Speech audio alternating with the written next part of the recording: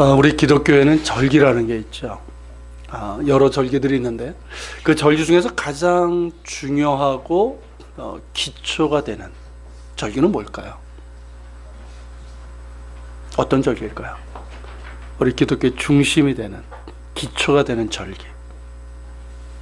부활절이에요. 아이들은 이제 성탄절인 줄 알죠. 더 재밌으니까. 부활절이에요. 예수님의 죽음과 부활이 우리 기독교 신앙의 기초이자 중심이기 때문입니다.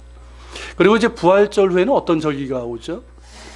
오순절이라고 하는, 우리 이제 성령 강림절이라고 하는데 그 절기가 있습니다. 그러니까 부활절 이후에 이제 50일 다음에 오기 때문에 오순절이라고도 하고요. 구약에서는 이제 칠칠절, 그리고 이스라엘에서는 그때 이제 밀을 수확하기 때문에 맥추절, 그렇게 이제 부르는 절기입니다. 자, 유월절과 오순절, 그러니까 부활절과 성령 강림절, 이 두 절기를 보면서 우리는 이런 질문을 하게 돼요. 이 부활절과 오순절 사이 50일간 무슨 일이 있었는가 하는 것이죠.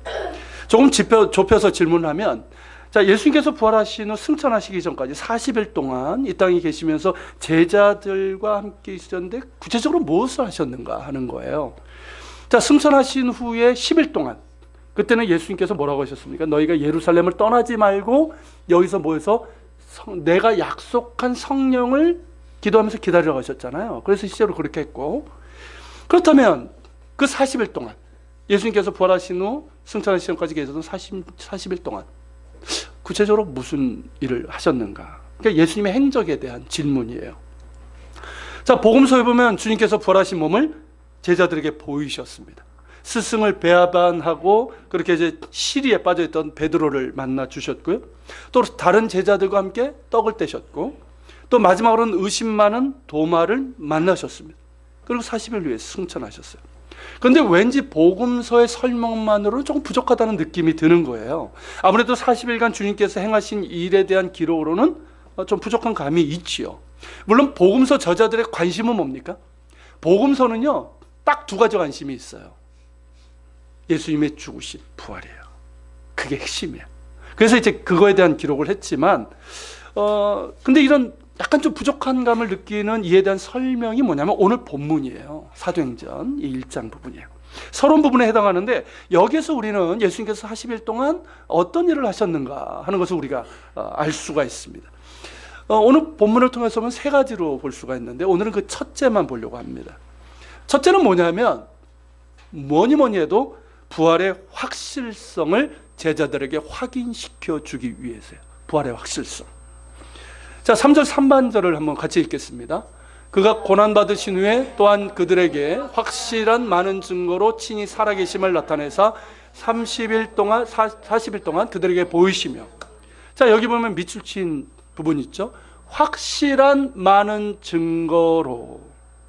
자, 이게 원어의 뜻이 뭐냐면 확고불변한 표적으로, 이 뜻이에요.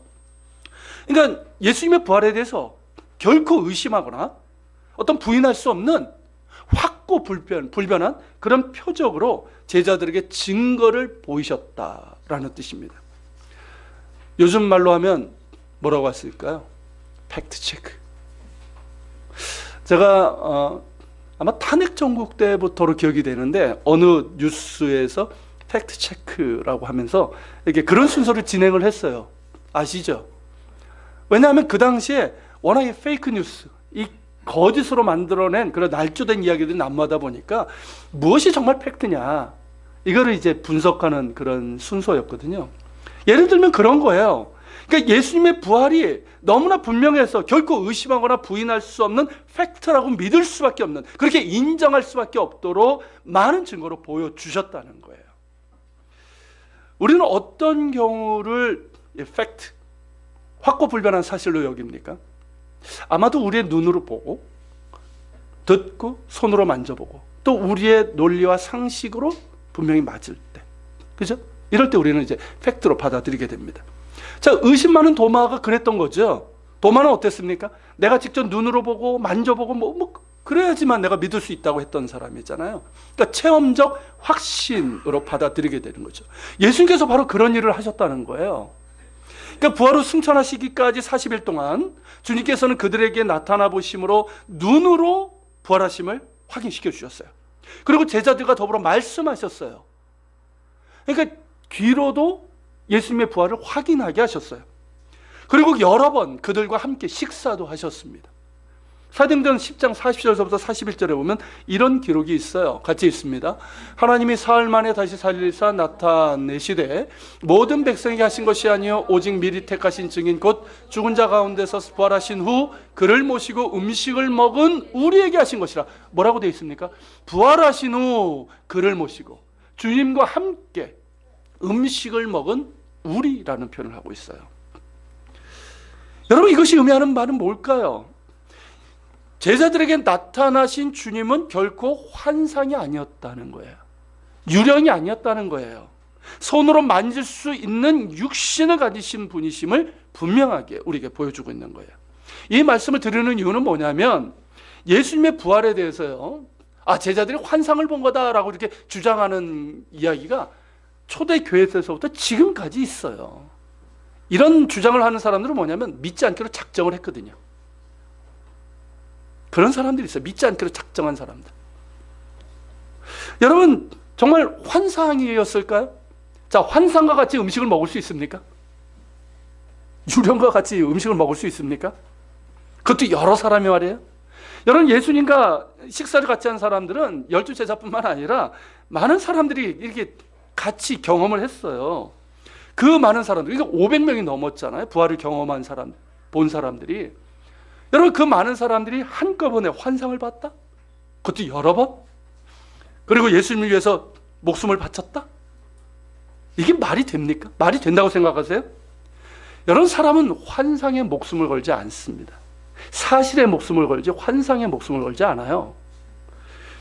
그리고 여러분, 환상은요, 무언가를 간절히 바랄 때 그렇게 가끔 드물게 볼 수 있는 거예요. 예를 들면 그 상상 임신이라는 거 있잖아요. 전 잘 모르지만 막 이렇게 바라다가 이렇게 임신하는데 뭐라 그래요? 헛구역질? 뭐 이런 게 나오는 증상이 있다고 그래요. 여러분, 이들이 뭐 그런 마음으로 예수님의 부활을 바랬을까요? 아니에요. 이들은 예수님께서 미리 십자가 전에 내가 십자가 고난과 죽음을 당할 것이고 사흘 만에 살아날 것이라고 말씀하셨는데 그걸 깨달았습니까? 도무지 무슨 말인지 이해하지 못했어요. 자, 그리고 체포됐을 때 다 도망갔던 사람들이었어요. 그런 그들이 무엇 때문에 예수님의 부활을 그토록 간절히 바랄까요? 뭘 얻겠다고. 그리고 500명이 넘는 사람들이 함께 그렇게 막 부활을 간절히 바랬을까요? 그래서 환상을 봤다? 상식적으로 말이 안 됩니다. 예수님의 부활은 환상을 본 것이 아니라 실제로 살아나셨고, 그래서 눈으로 보고 귀로 듣고 손으로 만지고 함께 식사하고 대화됐던 실제, 곧 팩트였다는 거예요. 그렇게 제자들의 오감을 통해서 부활하심이 확인될 수 있도록 그들의 눈과 귀와 손에 몸소 자신을 보여주신 겁니다. 그래서 주님의 부활에 대해서 결코 의심하거나, 그리고 아무리 어려운 일을 당하고 핍박을 당하여도 그 믿음이 흔들리는 일이 없도록 강한 믿음을 그들에게 부여해 주신 거예요. 여러분, 이것이 중요한 게 뭐냐면 예수님의 부활의 역사성을 뺀다면 기독교는 결코 태동될 수가 없었어요. 교회는 결코 태동될 수 없었고요. 태동되어도 지금까지 존재할 수 없다는 사실이에요. 이걸 사회학적으로도 증명할 수 있는데요. 사회학 분야 중에 조직 사회학이라는 게 있어요. 뭐 그렇게 어려운 말은 아니니까 잘 들어보세요. 이 조직 사회학에서는 어떤 조직이나 어떤 운동이 있잖아요. 그런 것들이 만들어지고 그 조직이 확장이 되고, 그리고 이 대를 이어서 다음 세대로 이어지는 어떤 지속성을 가지려면 최소한 4가지 필수 요소가 있어야 된다는 거예요. 첫째가 뭐냐면 조직력이에요. 조직력. 그러니까 조직이 있어야 된다는 거죠, 쉽게 얘기하면. 근데 그 조직이 체계적이고 조직적이고 역동적으로 만들어지고, 그러면서도 강하게 하나로 이렇게 결속되게 만들어져야 된다는 거예요. 그리고 두 번째는 뭐냐면 이 조직력을 뒷받침해주는 사상이에요. 사상이 없는 조직은 그리 오래가지 못합니다. 그리고 세 번째는 뭐냐면 그 조직을 만든 사람의 뒤를 이어가서 계속 그 운동을 이끌어 갈 수 있는 후계 그룹이 있는가 하는 거예요. 그리고 마지막은 뭐냐면 그 조직을 따르는 대중적인 힘이 있는가. 뭐 아무리 조직을 만들면 뭐합니까? 사람들이 이게 인정하고 따라줘야 되는 거잖아요. 그런 대중성이 있는가 하는 거예요. 여러분, 이 네 가지예요. 그러니까 조직, 사상, 후계 그룹, 대중성이에요. 자, 이 네 가지가 조직 사회학에서 얘기하는 이론인데요. 자, 이 이론에 따르면 예수님은 어떻습니까? 이 네 가지 필수 요소 중에 하나도 남기지 못하시고요, 십자가에 달려 돌아가셨어요. 여러분, 사회학적으로는 이것을 예수운동이라고 합니다. 예수운동. 근데 십자가까지만 본다면 예수운동은 실패한 운동이에요. 예수님께서 조직을 이렇게 뭐 만드셨을까요? 강하게? 예수님 별로 조직적이지 못하신 분이에요. 예수님 조직 그렇게 중요하게 여기지 않으셨어요. 기껏 12제자였고요. 그리고 이제 따라오는, 그냥 주변에 따라오는 70명. 이건 예수님께서 따로 부르신 것도 아니에요. 그냥 따라온 애들은 아니고요. 따라온 사람들이에요. 그렇게 있었지만 결코 체계적이거나 조직적이거나 강력하게 결성된 조직이 아니었단 말이죠. 그리고 예수님은 그런 조직을 만드는데 관심이 별로 없으셨어요. 그저 제자들과 어떻습니까? 같이 먹고 자고 그들에게 하나님 나라의 복음을 전하고, 예수님께서 행하신 일들은 그냥 보게 하신 거예요. 그게 다예요. 근데 그나마 있었던 그 조직이 어떻게 됩니까? 예수님께서 체포되시고 십자가에 달려 돌아가시면서 어떻게 됩니까? 와야 되고 말잖아요. 그냥 무너지고 말았잖아요. 제자 중 하나는 예수님을 팔아 넘겼어요. 그리고 수제자라고 하는 그 제자는 예수님 3번 부인했어요. 나머지는 다 도망갔어요. 그러니까 어떻습니까? 이 조직이 와야 된 거예요. 붕괴됐어요. 그러면 이 조직을 뒷받침해주는 사상은 어떠합니까? 아주 탁월한 사상이 있었어요. 하나님 나라의 복음이죠. 예수님께서 전하셨던 하나님 나라의 복음. 정말 탁월하고 위대한 사상입니다. 그런데 제자들은 이 하나님 나라의 복음을 이해를 했을까요? 이해하지 못했어요. 하나님 나라를 뭘로 했습니까? 그래서 정치적인 의미로 이해를 했잖아요. 그래서 이 로마를 몰아내고, 로마의 지배에 있었으니까 로마를 몰아내고 이스라엘 나라를 회복시키는 때가 언제니까 여기에만 관심이 있었어요. 그러니까 예수님께서 로마를 몰아내고 그분이 왕이 되시면 우리가 제자들이니까, 야, 누가 총리 되지? 누가 높은 장관 되지? 이런 데만 관심이 있었던 거예요. 그러니까 서로를 어떡합니까? 질투하고 의심하고 하나 되지 못했던 이들이 제자들이에요. 이들이 후계 그룹입니다, 여러분. 이들이 후계 그룹이에요. 정말 시원찮지 않습니까? 뛰어난 사람들이 없어요. 여러분, 불교의 석가모니나 유교의 공자의 제자들 보세요. 정말 뛰어난 제자들이에요. 학문적으로도 그렇고. 근데 예수님의 제자들 보세요. 뛰어난 사람 어떻게, 예수님께서 뽑아도 이런 사람들을 뽑으셨나? 이런 생각이 들 정도예요. 그나마 근데 다 도망갔잖아요. 다 도망갔잖아요. 부인하고 다 도망갔잖아요. 그러니까 후계 그룹이 없어요. 십자가까지만 본다면 붕괴되고 말았어요. 그리고 그 조직을 따르는 대중적인 힘, 대중성은 어떠합니까? 처음엔 있는 것처럼 보였어요. 예수님께서 오병이어의 이적을 베푸셨을 때 얼마나 많은 사람들이 예수님을 따랐습니까? 그런데 그들은 예수님을 왕으로 삼으려고 했죠. 이런 능력을 가지신 분을 우리의 왕으로 삼으면 우리는 먹고 사는 것 해결. 그렇죠? 뭐 하러 일합니까? 예수님 먹을 거 없는데요. 그리고 오병이어 보리떡 몇 개 딱 갖다 주고, 주님 축사해 주세요. 그래서 왕으로 삼으려고 했던 거예요. 예수님은 어떻게 하십니까? 그들을 피해서 숨으십니다. 대중적인 지지가 막 올라가는 정점에서 예수님은 거꾸로 행동을 하세요. 사람들은 보통 어떻게 합니까? 대중적인 지지가 올라갈 때 그걸 어떻게 이끌어갈까? 그렇게 하잖아요. 더 선동하고 더 그렇게 하잖아요. 근데 예수님은 거꾸로 행하셨어요. 그들을 피하셨어요. 그러면서 대중적인 지지도가 떨어지기 시작했어요. 자, 종려주일, 예수님께서 예루살렘에 입성하실 때 호산나 호산나면서 열광하던 그 사람들 어떻게 됩니까? 예수님께서 세포되시고 십자가에 달려 죽었어요. 다 등을 돌렸어요. 그러니까 대중성도 잃어버리신 거예요. 이것이 예수운동이에요. 보십시오. 조직사역의 이론에 따르면 조직, 사상, 후계그룹, 대중성, 이 네 가지가 하나도 없었어요. 그것이 예수운동이에요. 그러니까 절대 성공할 수 없는 운동이었고요. 예수님께서 십자가 달리셨을 때 이미 다 붕괴된 그런 운동이었어요. 조직이었어요. 그런데 어떻게 됩니까? 예수님께서 십자가에 달려 돌아가시고 불과 얼마 되지 않아서 예수님께서 부활하셨다고 합니다. 그리고 오순절 이후에는 어떻게 됩니까? 아주 드러내놓고 사람들에게 얘기하는 거예요. 자기들끼리 수근수근하면서 이렇게 소문을 퍼뜨리는 것이 아니라 사람들 앞에서 담대하게 전합니다. 예전에 그런 그들이 아니었기 때문에 그냥 놀라운 거예요. 박해가 오니까 어떻습니까? 예전 같았으면 겁쟁이처럼 도망갔죠. 그랬던 그들이니까. 근데 이번엔 도망가질 않아요. 오히려 체포되어서도 예수님의 부활에 대해서 담대하게 증거하고요. 예수님의 부활을 전하다가 핍박을 받고 순교를 당합니다. 처음에는 유대교가 박해를 하고 나중에는 로마가 박해를 하고 역사상 수없이 많은 세상 권력이 이 운동을 박해했어요. 우리나라도 그랬잖아요. 우리나라도. 얼마나 박해를 하고 얼마나 많이 죽었습니까? 우리나라에서도. 그리고 무신론적인 인문주의자들, 그리고 과학자들, 과학으로 유토피아를 만들 수 있다고 생각했던 사람들, 뭐라고 얘기했습니까? 이 기독교라는 이 운동은 사라지고 말 거다라고 그랬어요.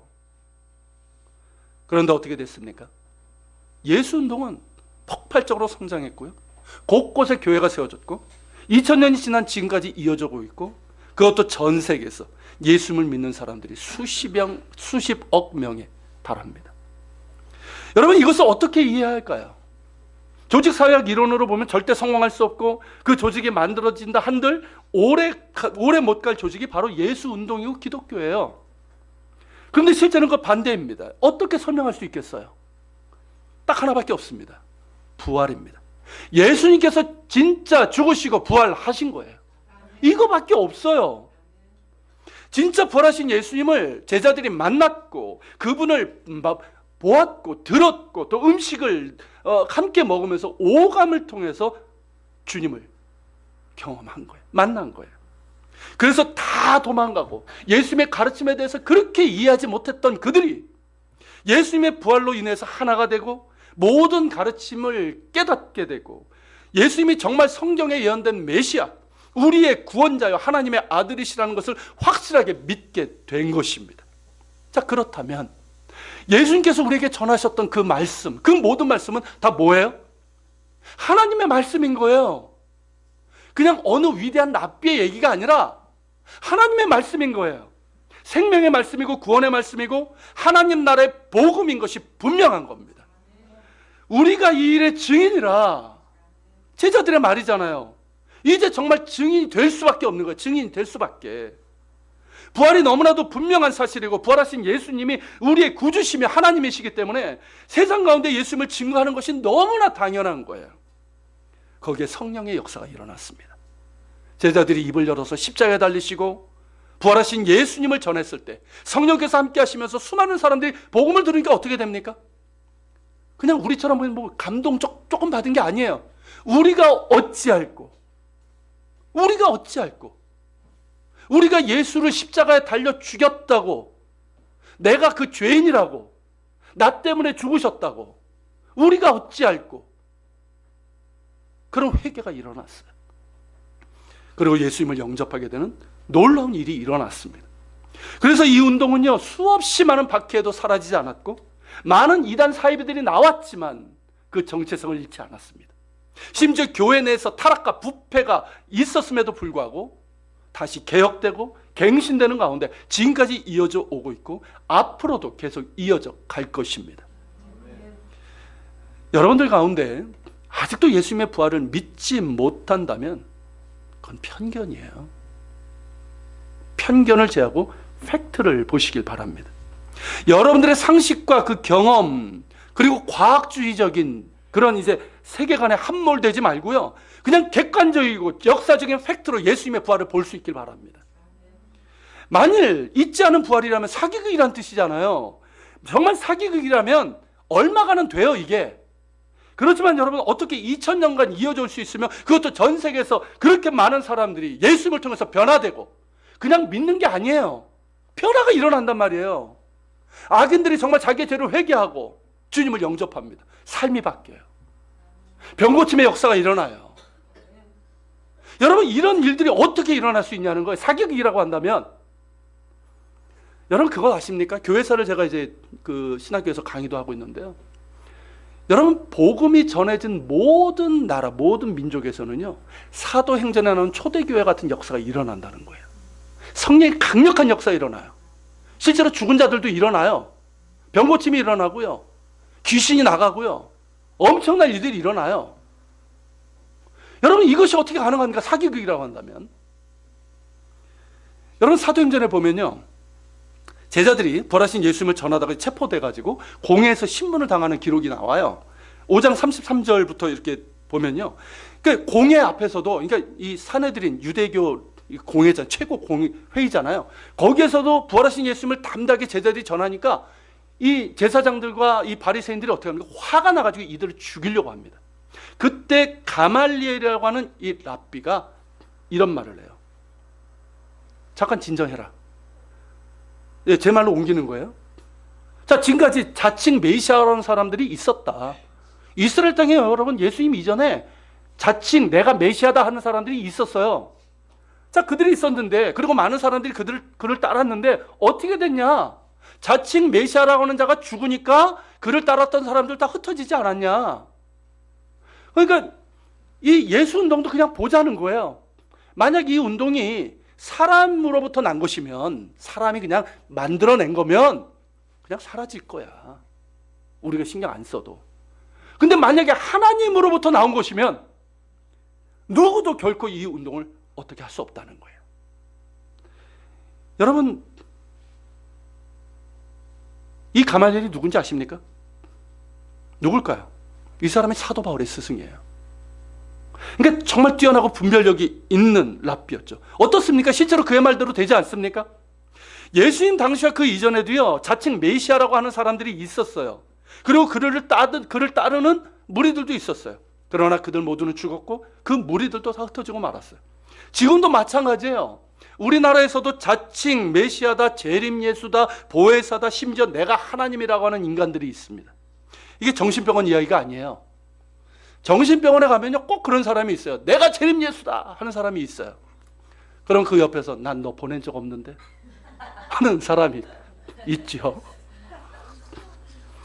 그런 정신병원 이야기가 아니라 이단 사이비들을 얘기하는 거예요. 여러분, 전도관의 박태선, 이 사람이 거의 원조격이죠. 우리나라 이단. 자기가 재림 예사라고 했다가 나중에는 1초 3천억 살에 하나님이라 했다가 죽었어요. 많은 사람들이 미혹돼서 따랐지만 박태선이 죽고 다 흩어졌고 소수만 그 재산이 있기 때문에 신앙촌이라는 이름으로 남아있는 거예요. 통일교회 문선명 어떻습니까? 죽었죠.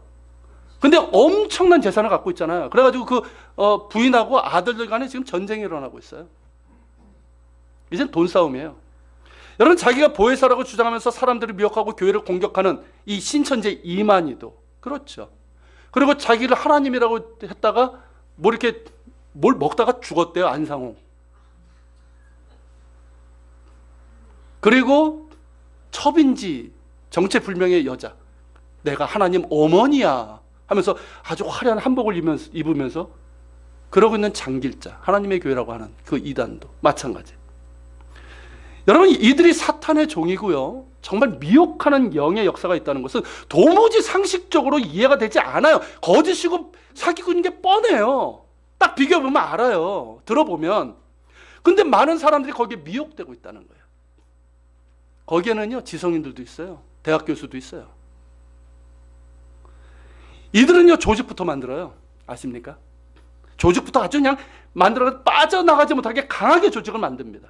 그리고 교주의 가르침을 아주 주입을 시켜버리죠. 우리처럼 이렇게 뭐 성경 공부 하실래요? 이러지 않아요. 아주 그렇게 세게 나가야 되는데. 아무튼 그러면서 이제 맹종하게 만드는 거예요. 그리고 거기에 엄청난 돈이 있어요. 재산이. 여러분, 이 랍비 가말리엘이 말한 것처럼 이런 이단 사이비들은 교주가 죽고 나면 무너지고 맙니다. 재산이기 때문에 어느 정도 유지가 되지만 그 더러운 싸움과 속임수만 이어질 뿐이에요. 지금까지 이단의 역사들이 다 그러했어요. 이런데 여러분, 미혹돼서는 안 됩니다. 말세 성도들이 구할 것은 영분별의 은사라고 했어요. 여러분들에게 영분별의 은사가 주어지길 축복합니다. 영분별의 은사는요, 두 가지를 통해서 주어지는 거예요. 첫째는 성경을 바르게 배울 때 주어지는 거예요.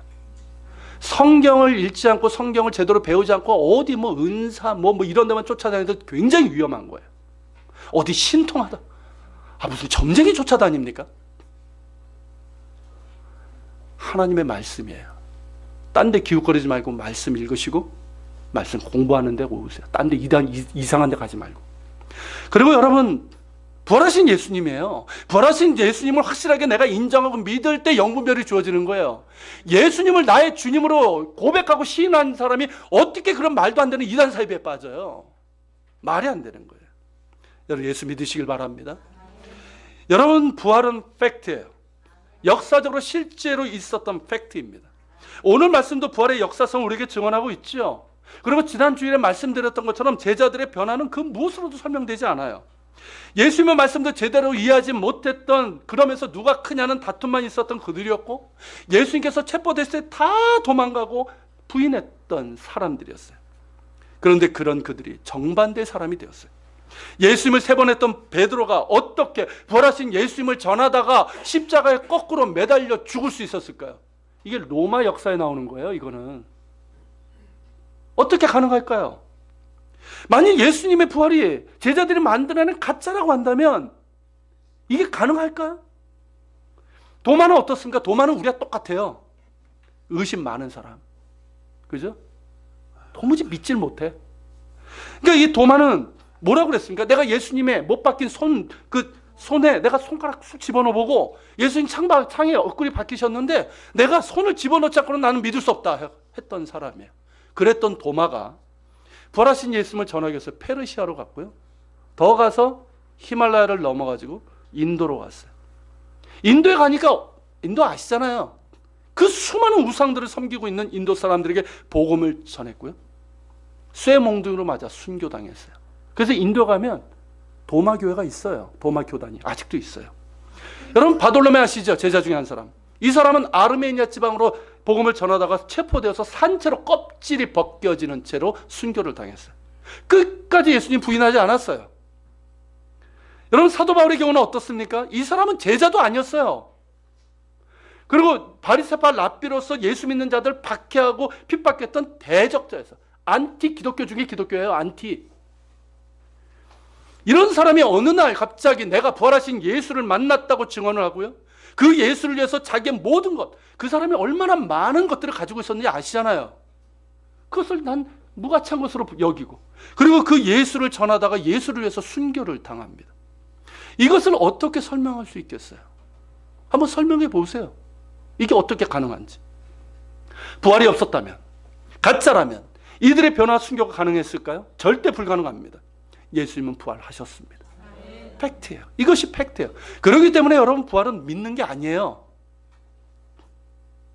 우리가 이제 그런 질문을 해요. 부활은 믿습니까? 우린 믿습니다 하는데, 정확하게 말하면 부활은 믿는 게 아니에요. 팩트잖아요. 여러분, 팩트를 믿습니까, 내가? 있는 사실이에요. 그걸 내가 믿어요? 나는 믿어야지 합니까? 그냥 있는 그대로 내가 받아들이는 거예요. 이해가 되십니까? 이게 부활이에요. 우리가 이제 부활신앙이라고 얘기를 하는데요. 이 말이 의미하는 말은 뭐냐면, 예수님의 부활을 신앙적인 면에서 믿는다는 뜻이 아니에요. 그냥 교회 다니니까. 설교 때마다 목사님이 그렇게 얘기하니까, 그래도 내가 교회 다닌 지가 몇 년 됐는데, 그래도 이거 믿어야 되지 않아? 이런 뜻이 아니라는 거예요. 여러분, 만일 부활을 우리가 역사적인 팩트가 아니라 그냥 관념적으로 얘기하고 어떤 신앙적인 어떤 측면에서 우리가 믿는다고 한다면, 미안하지만 그건 미신이에요. 아십니까? 그건 맹신이에요. 실제로 있었던 사건으로 받아들이지 못한다면 예수님의 부활이 나에게 무슨 의미가 있겠어요? 그렇지 않습니까? 예수님의 부활이 나하고 무슨 상관이야? 그리고 예수님의 부활이 나에게 도대체 무슨 영향을 줄 수 있겠어요? 그 사실을 내가 그대로 인정하지 않는다면, 여러분, 부활은 역사적인 팩트입니다. 부활은 믿음의 차원이 아니라 부정할 수 없는 역사적 팩트로 내가 인정하는 거예요. 나의 이성과 나의 지성과 나의 마음으로 받아들이는 거예요. 그러니까 나의 머리서부터 발끝까지 완전히 받아들이는 거예요, 예수님을. 여러분, 예수님께서 정말 나를 위해서 죽으셨고, 정말 나를 위해서 살아나셨다는 것을 나의 모든 것으로 받아들이고 그 기초 위에서 예수님을 나의 구주로 나의 왕으로 믿고 살아가는 것, 이게 여러분 기독교 신앙이고 부활신앙인 거예요. 이것이 분명해야 됩니다. 이것이 분명하지 않으니까 헷갈리는 거예요. 조금만 어려움이 오면 어떻습니까?